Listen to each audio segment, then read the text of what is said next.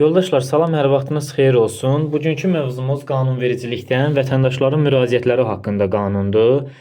Bildiyimiz kimi vətəndaşlar dövlət orqanlarına, yerli özünü idarəetmə orqanlarına, bələdiyyələrə, hüquqi şəxslərə, publik hüquqi şəxslərə, onların nümayəndəliklərinə hər hansı bir məsələlərin həlli ilə əlaqəli müraciətlər edə bilirlər.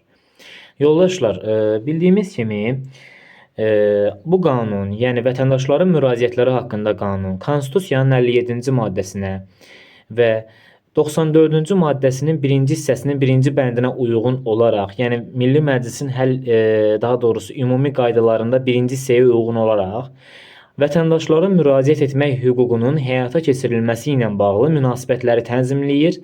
Vəzifəli şəxslərin müraciətlərə baxması qaydasını isə müəyyən edir, yoldaşlar.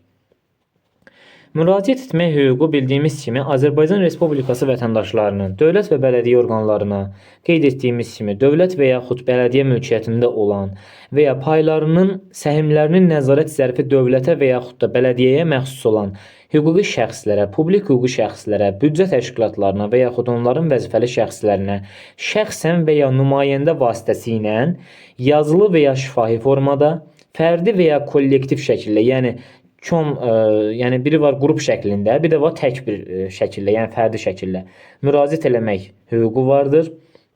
Vətəndaşlar müraciət etmək hüququnu sərbəst və könüllü həyata keçirirlər. Sərbəst və müstəqil yox, sərbəst və könüllü həyata keçirirlər, yoldaşlar. Yəni öz istəyi ilə, razılığı ilə həyata keçirirlər. Vətəndaşın öz müraciət etmək hüququnu həyata keçirməsi, yoldaşlar, digər şəxslərin, yəni başqa şəxslərin, ölkə ərazisində yaşayan əznəbilərin və yaxud da başqa vətəndaşlığı olmayan şəxslərin, həmçinin başqa bir vətəndaşın hüquq və azadlıqlarını pozmamalıdır, yoldaşlar. Hər hansı meyardan asılı olmayaraq, hər hansı bir şəxsin müraciət etmək hüququnu məhdudlaşdırmaq qadağandır. Vətəndaşların müraciətləri haqqında qanunvericilik Konstitusiyamızdan, arın tərəfdar çıxdığı beynəlxalq müqavilələrdən, sazişlərdən, vətəndaşların müraciəti haqqında qanundan, həmçinin digər normativ hüquqi aktlardan ibarətdir. Yoldaşlar, ilk öncə qeyd edək, müraciət edən şəxs kimdir? Müraciət edən şəxs fiziki və yaxud hüquqi şəxsdir. Hüquqi şəxs deyərkən qurumlar nəzərdə tutulur, amma fiziki şəxs deyərkən əznəbilər, vətəndaşlığı olmayan şəxslər və ölkənin vətəndaşları nəzərdə tutulur. Müraciət nədir? Müraciətə baxan subyektə və onun vəzifəli şəxsinə şəxsən və ya yazılı, daha doğrusu şəxsən və ya nümayəndə vasitəsilə yazılı, o cümlədən elektron formada göndərilən, təqdim olunan və ya şifahi formada edilən fərdi və ya kollektiv təklif, ərizə və şikayət sayılır müraciət. Yəni müraciətin, yoldaşlar, üç növü belə deyim, nəzərə çarpır. Təklif, ərizə və şikayət. Ümumiyyətlə, təklif qanunların və digər normativ hüquqi aktların təkmilləşdirilməsi, dövlət və bələdiyyə orqanlarının və digər müraciətə baxan subyektlərin fəaliyyətinin yaxşılaşdırılması, elm, təhsil, mədəniyyət, hüquq, sosial, iqtisadi, yaradıcılıq və başqa sahələrdə məsələlərin həlli barəsində edilən müraciət təklif adlanır. Yoldaşlar, ərizə deyəndə hüquq və azadlıqların həyata keçirilməsi ilə bağlı tələbləri nəzərdə tutan müraciət nəzərdə tutulur. Yoldaşlar, şikayət deyəndə isə pozulmuş hüquq və azadlıqların bərpası və müdafiəsi ilə bağlı tələbləri nəzərdə tutan müraciət nəzərdə tutulur.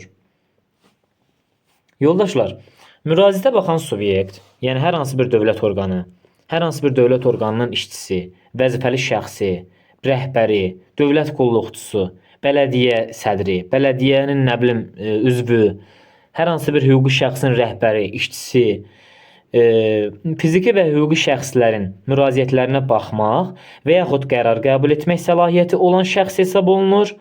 Yəni, həmçinin də onların müraciətinə qanunla müəyyən olunmuş günlərdə, müddət ərzində baxan və onlara geri dönüş edən şəxslər müraciətə baxan subyektlər hesab olunur.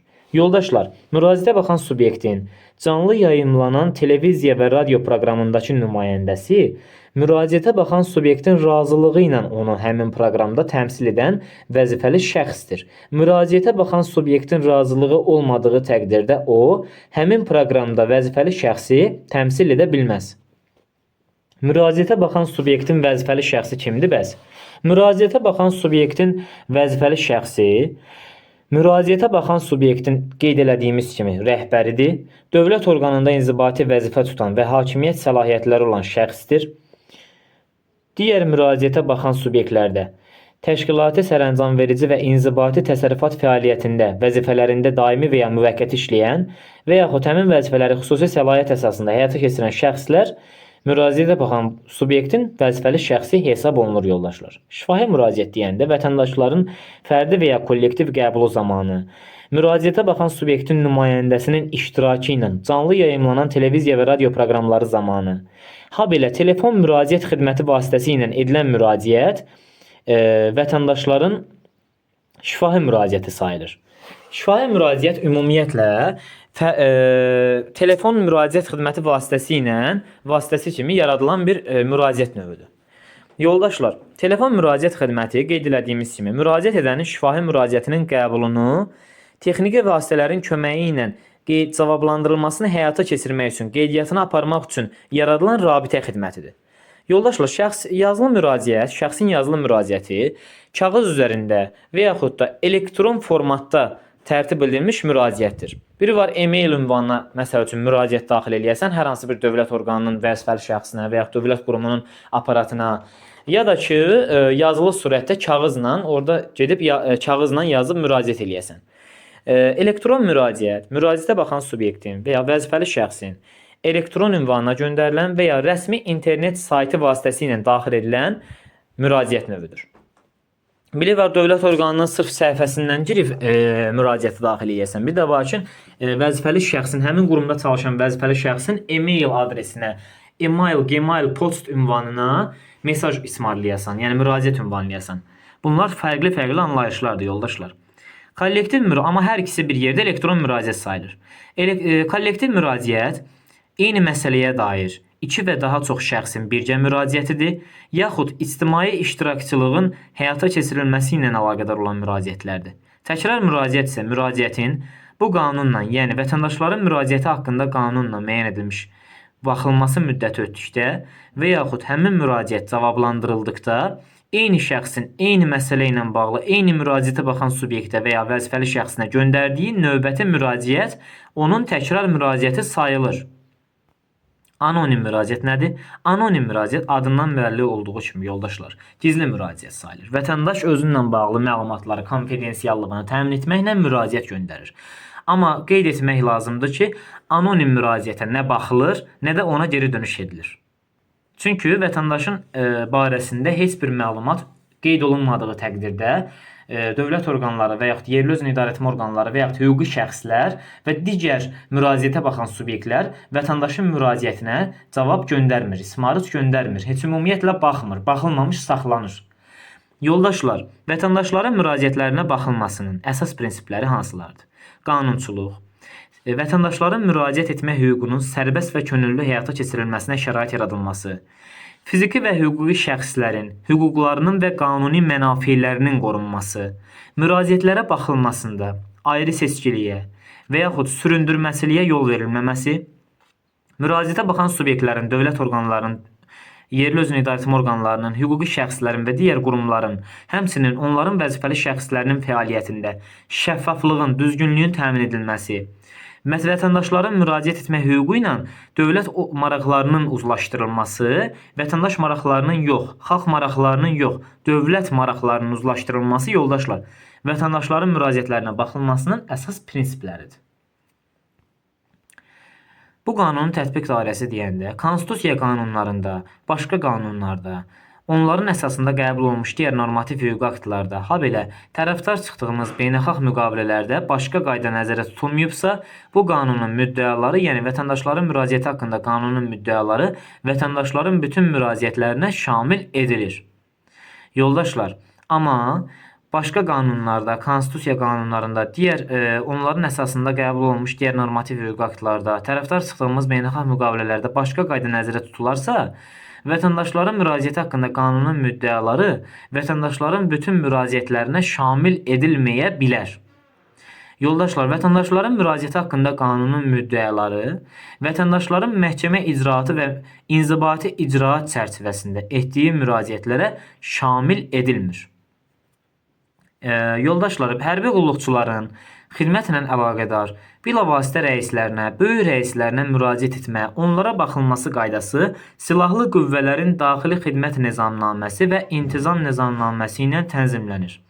Referendumun, habelə seçkilərin bilavasitə təşkili, keçirilməsi ilə əlaqədar müraciətlərin edilməsi və onlara baxılması qaydası seçki məcəlləsi ilə tənzimlənir. Yoldaşlar, yadda saxlayın. Yalnız seçki məcəlləsi ilə tənzimlənir. Yəni vətəndaşların müraciəti haqqında qanunla tənzimlənir deyərsə, testdə görərsinizsə bu yanlışdır yoldaşlar. Yalnız seçki məcəlləsindən tənzimlənir. Vətəndaşların qanunvericilik təşəbbüsü hüququndan istifadə etməsi, yəni 40 min seçki hüququ olan vətəndaşın yaradılmış təşəbbüs qrupunun və yaxud da Milli Məclisin müzakirəsinə təqdim edilməsi təklif olunan qanun qərar layihəsinin qeydiyyata alınması məqsədi ilə ərizələrin verilməsi və bu ərizələrə baxılması qaydası vətəndaşların qanunvericilik təşəbbüsü hüququndan istifadə etməsi haqqında qanunla tənzimlənir yoldaşlar. İnsan hüquqları üzrə müvəkkilə, ombudsmana, insan hüquqlarının pozulmasına dair şikayətlərin verilməsi və bu şikayətlərə baxılması qaydası Azərbaycan Respublikası İnsan Hüquqları üzrə müvəkkili haqqında, yəni ombudsman haqqında Konstitusiya qanunu ilə tənzimlənir.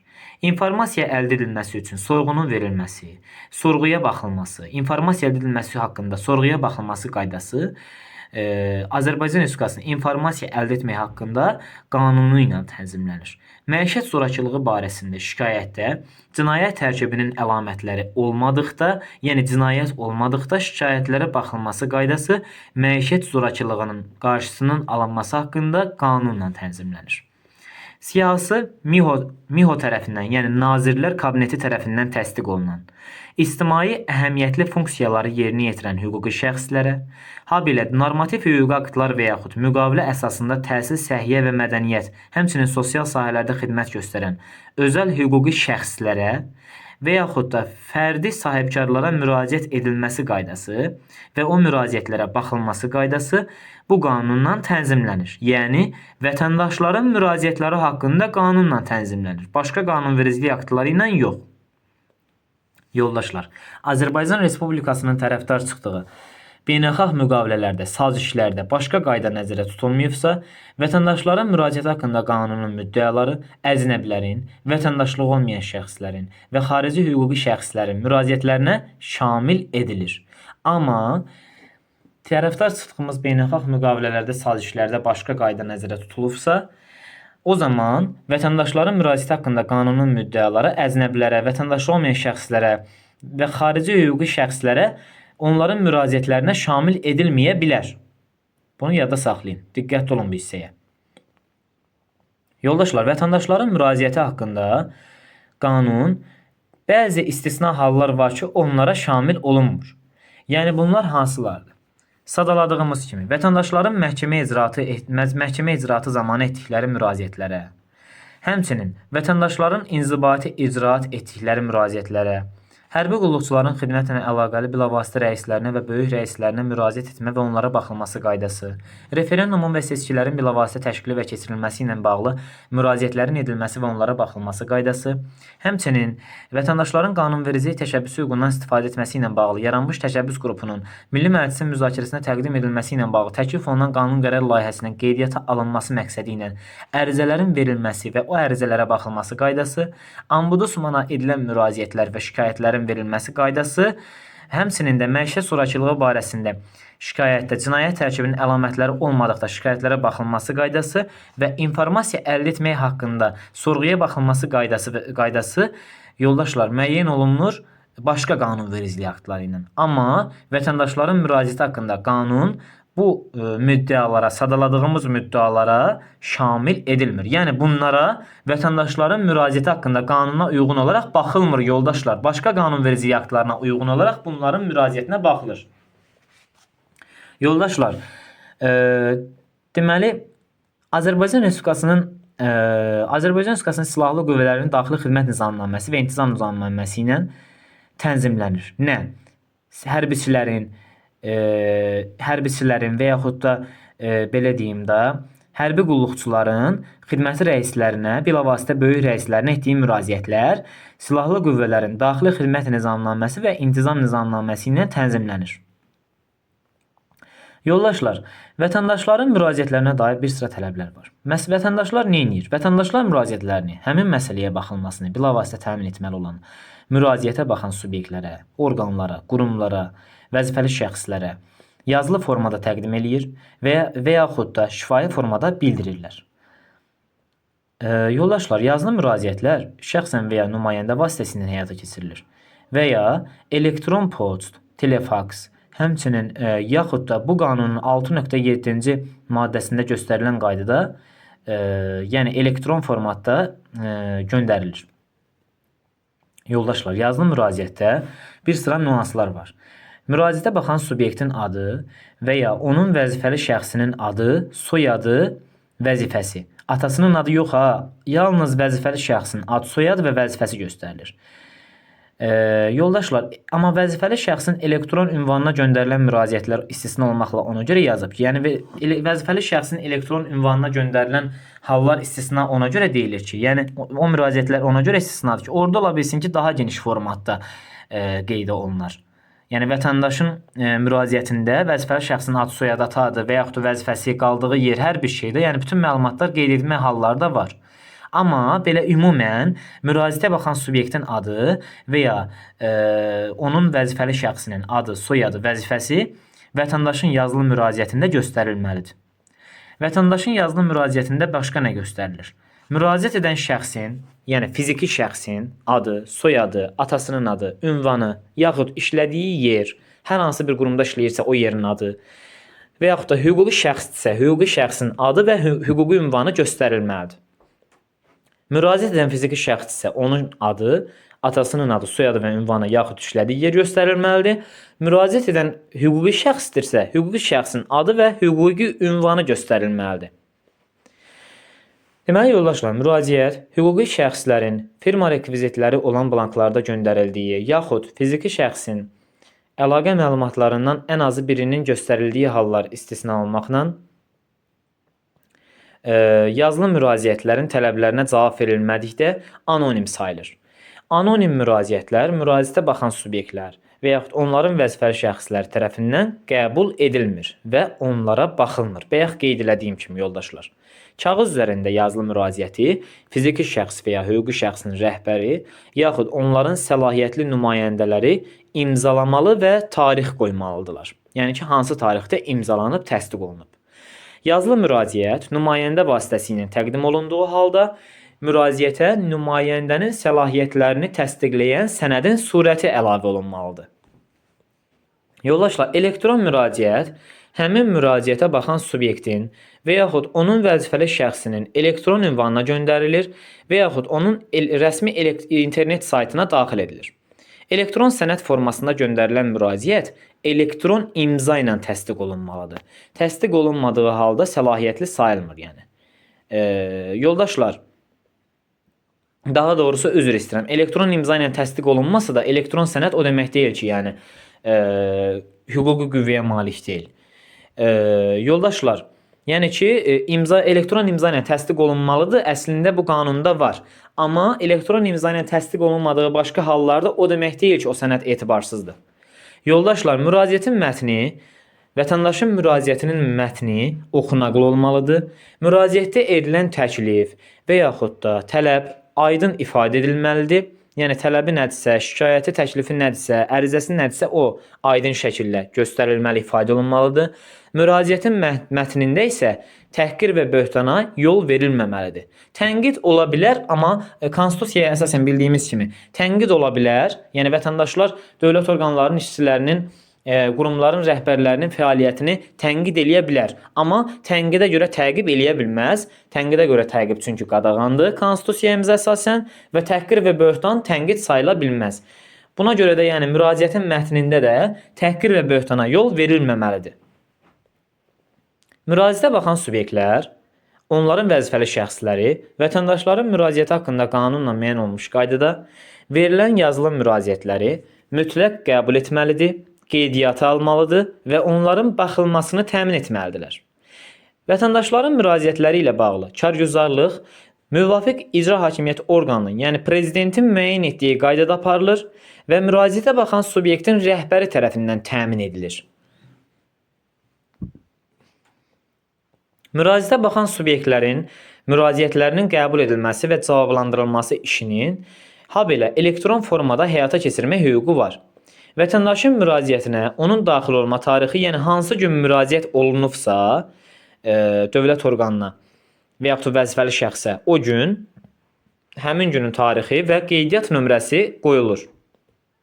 Müraciət edən şəxslərin tələbləri ilə onların daha doğrusu ona müraciətin qeydiyyat nömrəsi, sonra qeydiyyat nömrəsi, tarixi və yaxud da onun icraçısına dair məlumat bildirilir.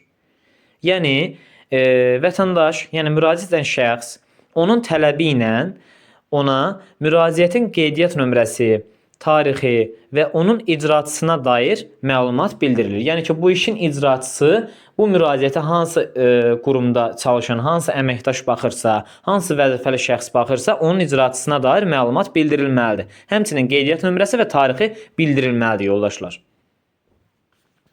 Deməli yoldaşlar, müraciətə göstərilən məsələyə baxıldıqda, bu barədə vətəndaşa kollektiv müraciətlərdə müraciət edən şəxslərdən birinə əsaslandırılmış cavab verdikdə müraciət baxılmış hesab olunur.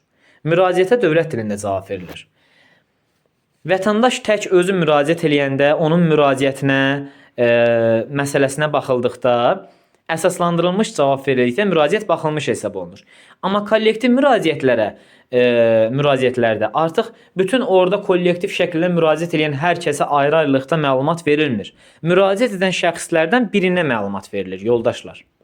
Elektron müraciətlərə müraciətə baxan subyektlər və onların vəzifəli şəxsləri tərəfindən müraciət edənin göstərdiyi elektron ünvan vasitəsilə elektron qaydada və yaxud müraciət edənin xahişi ilə post ünvanı vasitəsilə yazılı cavab verilməklə baxılır. Elektron müraciətdə müraciəti edən şəxsin elektron ünvanı göstərilmədikdə müraciətə post vasitəsilə cavab yazılır. Yoldaşlar, müraciətin baxılmamış saxlanması, qismən təmin edilməsi və ya rədd edilməsi barədə qərar qəbul olunduğu vaxtda müraciət edənə, yəni fiziki şəxsə və yaxud hüquqi şəxsə cavab məktubunda həmin qərardan şikayət verilməsi qaydası izah edilir. Yəni ki, o narazı olarsa həmin dövlət orqanının, müraciət etdiyi dövlət orqanının, strukturunun qərarından, onun müraciətinə dair verilən qərardan narazılığını bildirərsə, şikayəti olarsa, həmin qərardan şikayət verilməsi qaydası izah edilir. Müraciətə baxan subyekt yoldaşlar.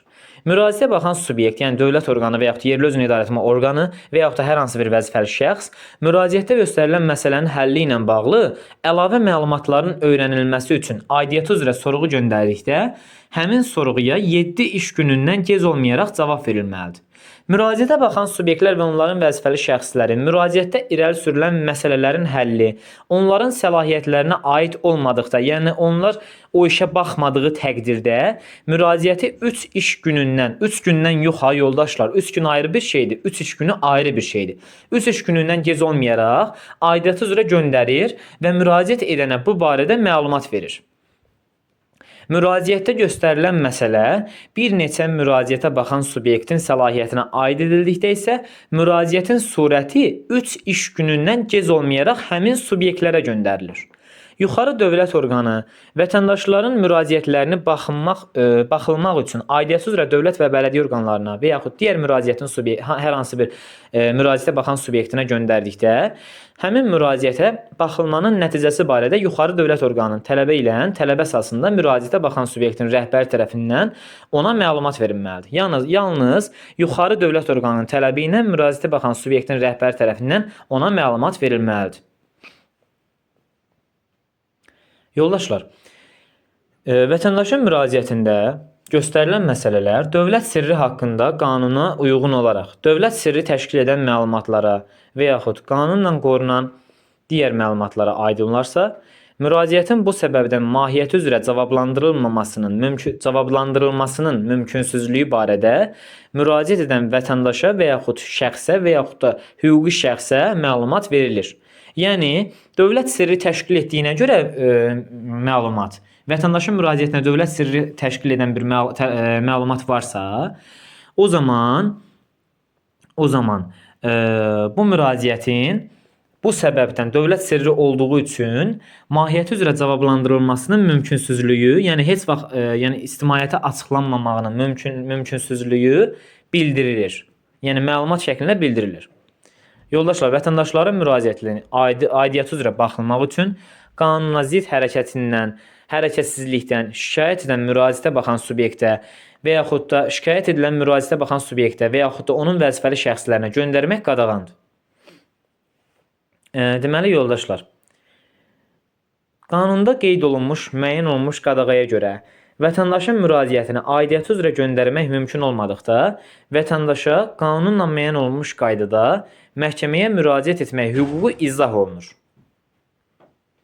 Müraciətin baxılmamış saxlanması halları. Müraciətin baxılmamış saxlanması halları, yoldaşlar, aşağıdakılardır. Deməli, yoldaşlar, qanunun 5-ci maddəsinə uyğun olaraq müraciətin edilməsi və ona baxılması üçün başqa qayda nəzərdə tutularsa, müraciət edən bu qanunun, yəni vətəndaşların müraciəti haqqında qanunun 6.4 və 6.9-cu maddələrində göstərilən tələblərə cavab vermədikdə, həmçinin kağız üzərində yazılı müraciəti fiziki şəxs və ya hüquqi şəxsin rəhbəri, səlahiyyətli nümayəndəsi imzalamazsa və tarix qoymazsa, həmçinin yazılı müraciət nümayəndə vasitəsilə təqdim olunduqda, nümayəndənin səlahiyyətlərini təsdiq edən sənədin surəti əlavə olunmadıqda, vətəndaşın elektron və ya post ünvanı göstərilməzsə, elektron imza ilə elektron sənəd təsdiq olunmazsa,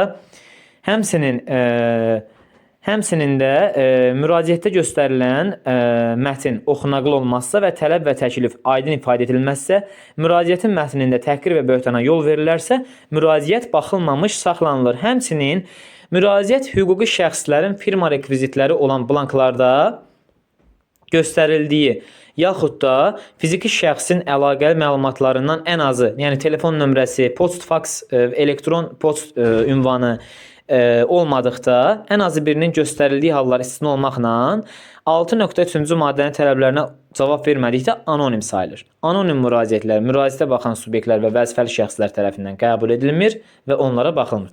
Bir də bayaq yoldaşlar, mən üzürlü sayım, biraz orada qarışıq dedim, sizin fikrinizi qarışdırmasın. Elektron sənəd formasında müraciət göndərirsənsə hər hansı bir dövlət orqanına, o elektron imza ilə təsdiq olunmazsa baxılmamış saxlanılır müraciət. Amma orada mən onu qeyd eləmək istədim ki, yəni elektron sənəd elektron imza ilə təsdiq olunmazsa etibarsız sayılmır. Bu başqa bir anlayışdır. Amma əgər ona hər hansı bir vətəndaşların müraciəti haqqında qanuna əsasən hər hansı bir dövlət orqanına müraciət kimi göndərirsənsə, o mütləq qaydada elektron imza ilə təsdiq olunmağı şərtdir ki, ona baxılsın, baxılmamış saxlanmasın.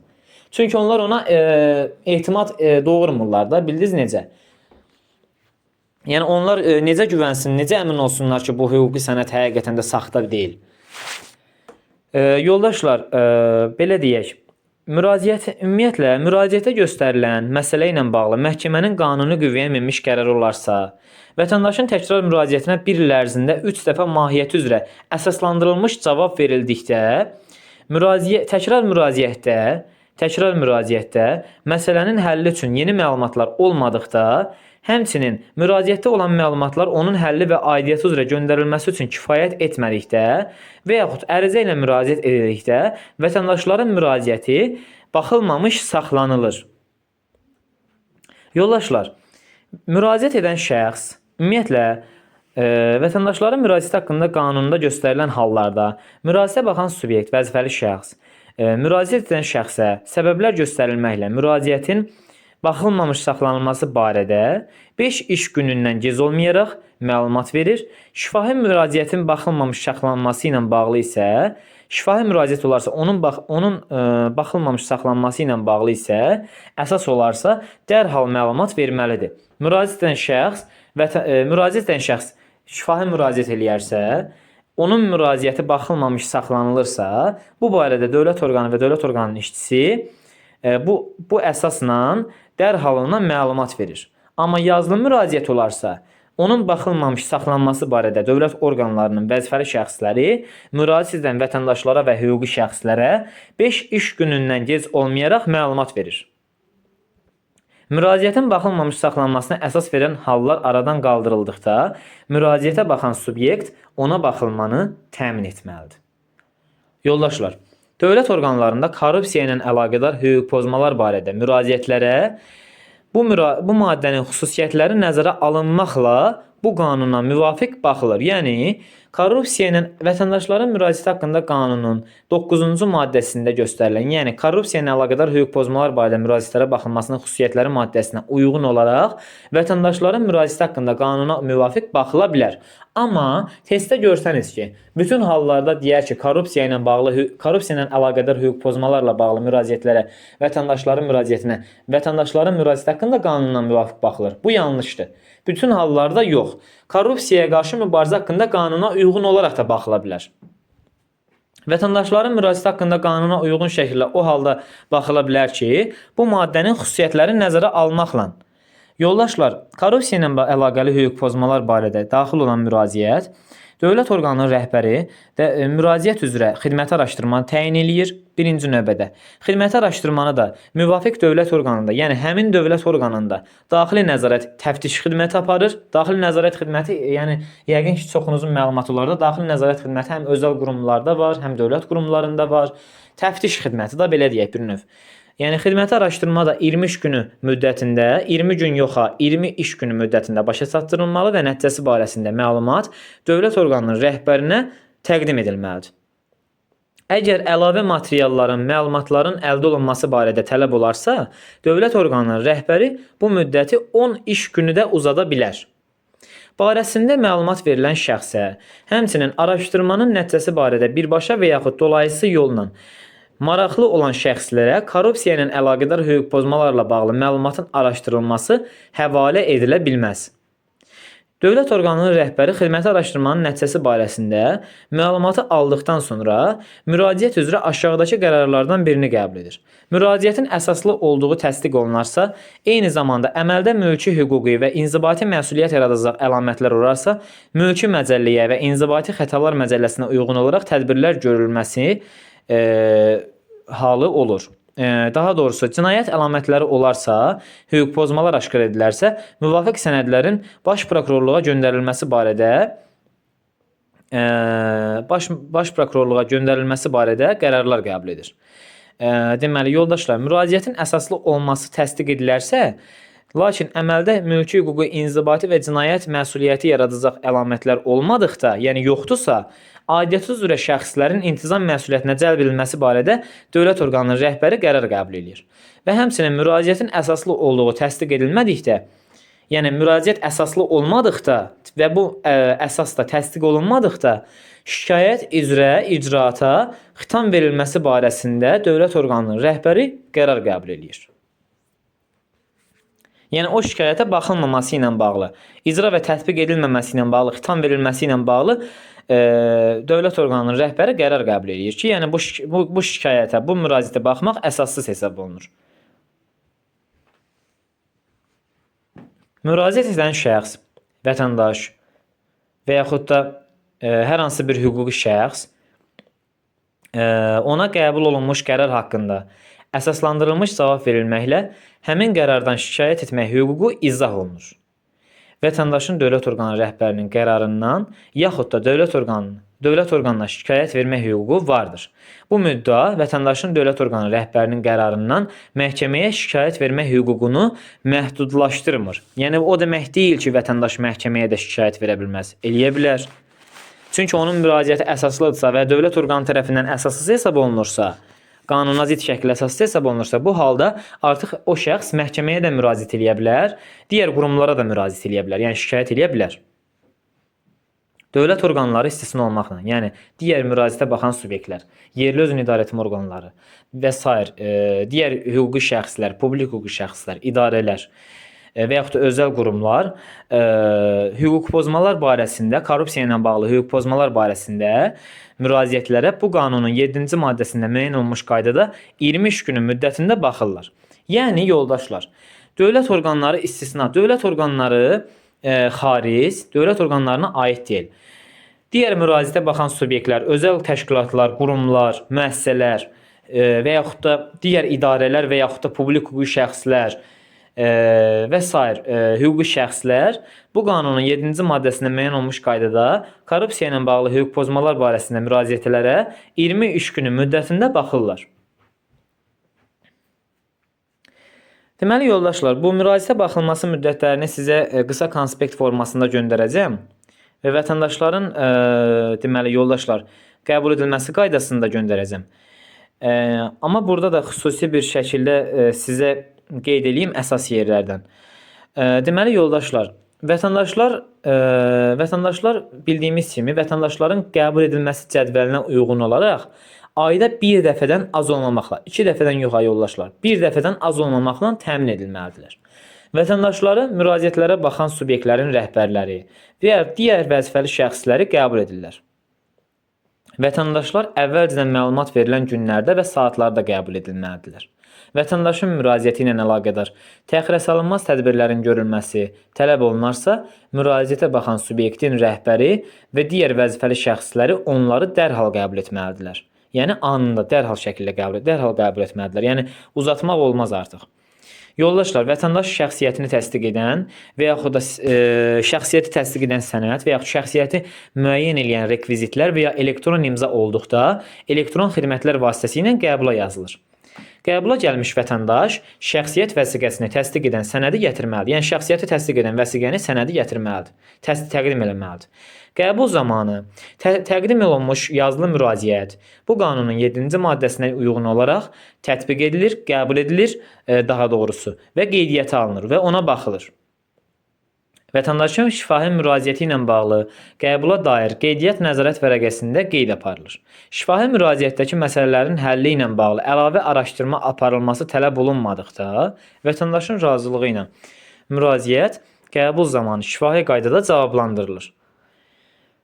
Qəbul zamanı vətəndaşın müraciətini şifahi qaydada cavablandırmaq mümkün olmadıqda, müraciət yazılı şəkildə təqdim olunur. Və belə müraciətin də qəbul edilməsi, qeydiyyatı və ona baxılması qaydası bu qanunun 11.5-ci maddəsində uyğun olaraq həyata keçirilir. Yəni qəbul zamanı təqdim olunmuş yazılı müraciət qeydə alınır, qeydiyyata alınır, ona baxılır və eyni zamanda da 7-ci maddəyə uyğun olaraq da qəbul edilir. Yəni ki, 7-ci maddə deyərkən vətəndaşların yazılı müraciətinin qəbulu və qeydiyyatı maddəsinə uyğun olaraq. Deməli, yoldaşlar, burada əsas sizə qeyd eləməli olduğum növbəti nüanslar var.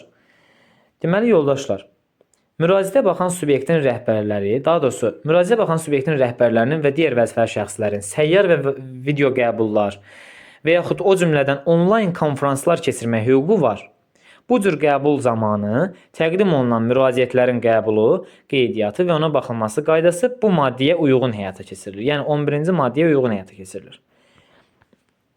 Vətəndaşın qəbulu zamanı onun müraciətində qaldırılan məsələnin digər müraciətə baxan subyektlərin və ya vəzifəli şəxslərin səlahiyyətinə aid olduğu aşkar edilərsə, müraciət edən şəxsə aidiyyatı üzrə müraciət etmə qaydası izah olunur. Yoldaşlar, yadda saxlayın. Deməli, yoldaşlar, müraciətə baxan subyektlər və onların vəzifəli şəxsləri konstitusiya və qanunlarla müəyyən olunmuş və təmin edilən qaydada vətəndaşların yazılı və şifahi formada təkliflər vermək, ərizə ilə müraciət etmək və vəzifəli şəxslərin qanunazid hərəkətləri və hərəkətsizliyindən şikayət etmək hüquqlarının sərbəst həyata keçirilməsi üçün şərait yaradılmasını təmin etməlidirlər. Ki, yəni vətəndaşlar bu funksiyalardan sərbəst şəkildə yararlana bilsin. Müraciətə baxan subyektlər və onların vəzifəli şəxsləri vətəndaşların təkliflərini, ərizələrini, şikayətlərini qəbul etməli və onlara bu qanunla, yəni vətəndaşların müraciəti haqqında qanundan müəyyən olmuş qaydada və müddətlərdə baxmalıdır. Həmçinin cavab verməlidirlər.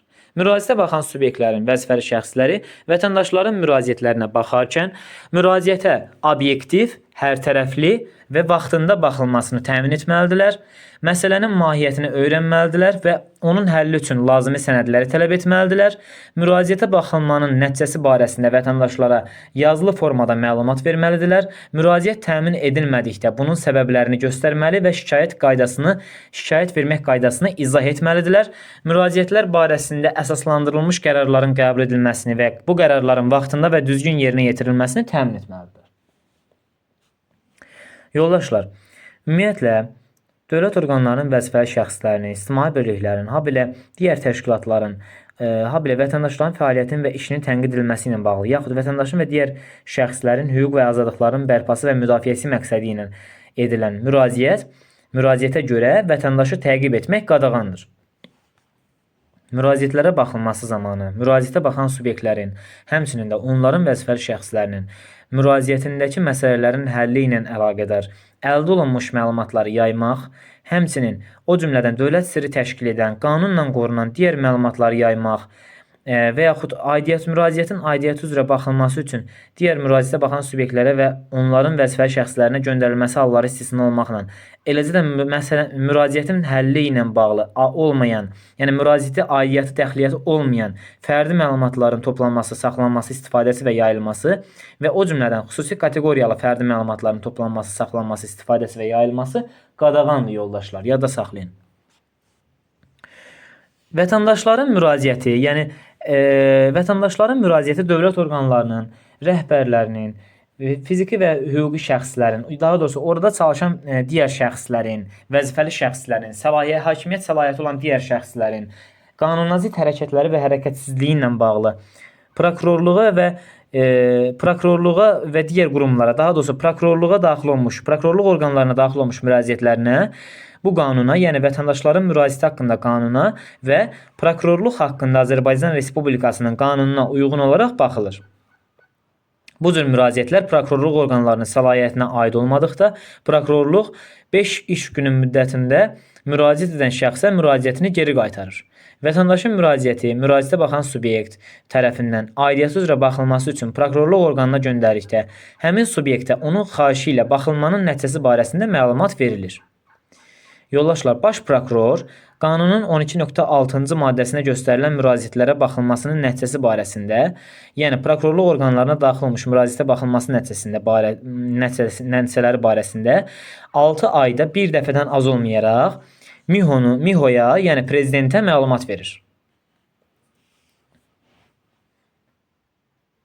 Dövlət orqanlarında bildiyimiz kimi, dövlət mülkiyyətində olan və paylarının səhmlərinin nəzarət zərfi dövlətə məxsus olan hüquqi şəxslərdə və büdcə təşkilatlarında kargüzarlıq işinin aparılmasına nəzarəti prezident administrasiyası həyata keçirir. Bu qanunun 13.1-ci maddəsinə nəzərdə tutulmuş qaydada nəzarətin həyata keçirilməsi qaydasını isə prezident müəyyən edir. Yəni, kargüzarlıq işinin aparılmasına dair nəzarətin həyata keçirilməsi qaydasını prezident müəyyən edir. Amma kargüzarlıq işinin aparılmasına nəzarəti prezident administrasiyası həyata keçirir. Yəni, bir növ prezident administrasiyası yoldaşlar, prezidentin yaratdığı, təşkil etdiyi qurum olduğu üçün, yəni onu həyata keçirən vətəndaşların müraciətini və yaxud kargüzarlıq işinin aparılması ilə bağlı fəaliyyəti həyata keçirir. Orada nə? Orada bildiyimiz kimi vətəndaşların müraciəti ilə bağlı və kargüzarlıq, daha doğrusu sənədlərlə iş və vətəndaşların müraciəti ilə bağlı şöbə aparır. O bütün ölkə üzrə kargüzarlıq işlərinə o qurumda o şöbə baxır. Deməli yoldaşlar, müraciətinə baxılan vətəndaşın bir sıra hüquqları var. Vətəndaşların hansı hüquqları ola bilər?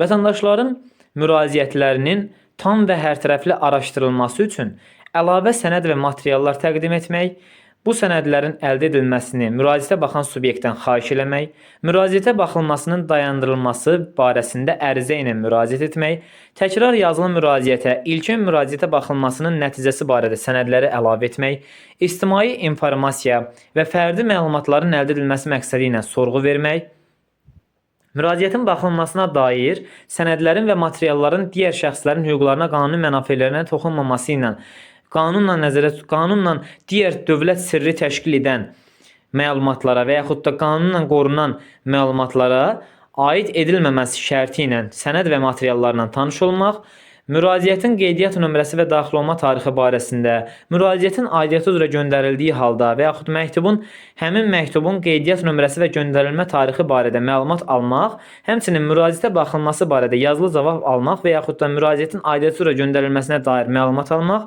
müraciət barəsində qəbul olmuş qərarlar razılaşmadıqda, həmin qərardan inzibati və yaxud məhkəmə qaydasına şikayət vermək hüququ var.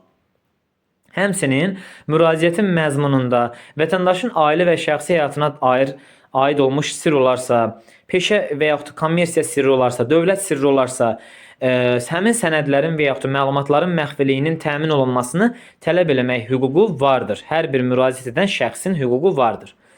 Deməli yoldaşlar, canlı yayımlanan televiziya və radio proqramları vasitəsilə edilən şifahi müraciət üzrə əlavə araşdırma aparılmadan izah verilməsi mümkün olarsa, bu zaman müraciətə baxan subyektin həmin proqramda iştirak edən nümayəndəsinin qeydiyyat aparmadan müraciəti canlı yayımda cavablandırmaq, yəni şifahi qaydada cavablandırmaq hüququ var.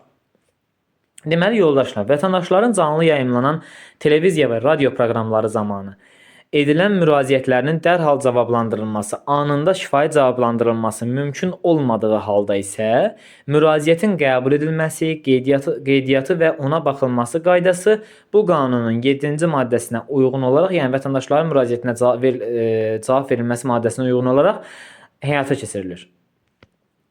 Deməli yoldaşlar, telefon müraciət xidməti vasitəsilə şifahi müraciətlərin aparılması və yaxud da qəbulu, qeydiyyatı, cavablandırılması halı bu qanunun tələbləri nəzərə alınmaqla, yəni vətəndaş müraciəti haqqında qanunun tələbləri nəzərə alınmaq şərti ilə Azərbaycan Respublikasının Nazirlər Kabinetinin müəyyən etdiyi qaydada həyata keçirilir.